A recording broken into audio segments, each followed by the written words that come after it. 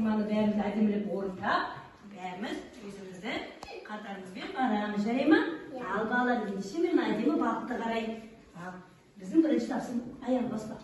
Біздің бірінші тапсырмамыз, әдемі бақтарды болайық. Тура және кері санау дейді балалар. Тура және кері санау дегеніміз нелер болады?